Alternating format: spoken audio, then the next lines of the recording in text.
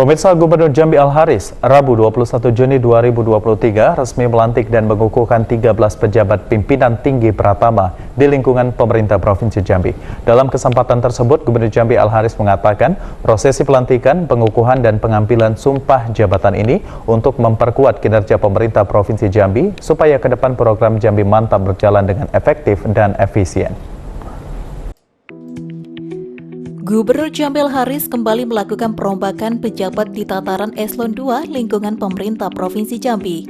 Kali ini Gubernur Jambi Al-Haris melantik sebanyak 13 pejabat Eselon 2. Pelantikan ini berlangsung di Auditorium Rumah Dinas Gubernur, Rabu siang 21 Juni 2023. Pelantikan ini dihadiri Sekda Sudirman dan sejumlah pejabat Eselon 2 Pemprov Jambi dan undangan lainnya.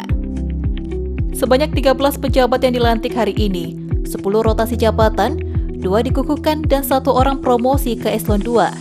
Di antaranya, Arif Munandar dilantik menjadi asisten pemerintahan dan Kesra dari jabatan sebelumnya Kepala Dinas Sosial, Kependudukan dan Pencatatan Sipil. Arif Budiman dilantik menjadi Kepala Din Sosduk Capil dari jabatan sebelumnya Kepala Dinas Kebudayaan Pariwisata. Imron Rosyadi dilantik menjadi Kepala Dinas Kebudayaan dan Pariwisata dari jabatan sebelumnya Kepala Dinas Penanaman Modal dan Pelayanan Terpadu Satu Pintu. Husairi dilantik menjadi staf ahli politik, hukum dan pemerintahan dari jabatan sebelumnya staf ahli bidang kemasyarakatan dan sumber daya manusia.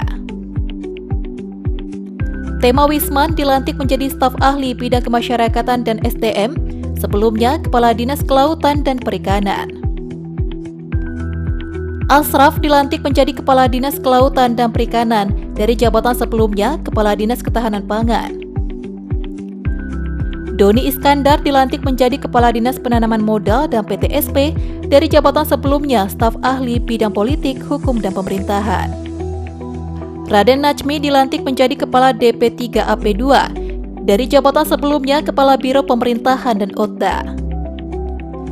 Ismet Wijaya dilantik menjadi Kepala Dinas Ketahanan Pangan dari sebelumnya Kepala Dinas Perhubungan. John Eka Poa dilantik menjadi Kepala Dinas Perhubungan dari jabatan sebelumnya Widya Iswara Ahli Muda di BPSDM. Lutfiah dilantik menjadi Kepala Biro Pemerintahan dan Otda, sebelumnya menjabat Kepala DP3AP2.